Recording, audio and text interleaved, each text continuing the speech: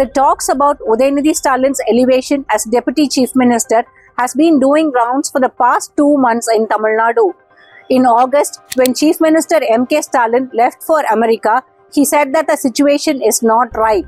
And then later, when the scribes asked him about Udayanidhi Stalin's elevation as Deputy Chief Minister, he replied saying, Matram Undre Maradadu, meaning change alone will not change.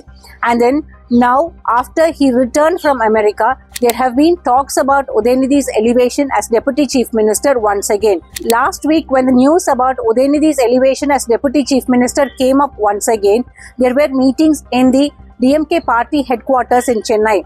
Chief Minister Stalin and the party seniors met at the party headquarters reportedly. Later, it was said that they discussed about his elevation and also a possible cabinet reshuffle. And now, today again, when the scribes asked him about Udayanidhi's elevation as Deputy Chief Minister after an event in Kolattur in Chennai, he said there will be no disappointments, but there will be a change. So, the news about Udayanidhi Stalin's elevation is being confirmed both by the DMK seniors and also by the people in the government. Udayanidhi is all likely to be elevated as the Deputy Chief Minister of the Tamil Nadu government very soon. But it remains to be seen when he will be elevated. Earlier, there was opposition for Udayanidhi Stalin's elevation within the party. Now the DMK seniors are not opposing it. It seems the path is clear for Udayanidhi's elevation as the Deputy Chief Minister.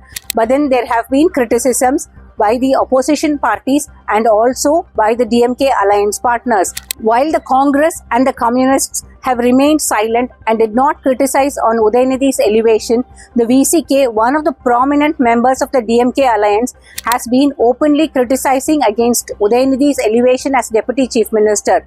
The VCK, led by Thol Thirumavalavan, has been vociferous against the DMK in terms of its performance and also against Udayanidhi Stalin's elevation.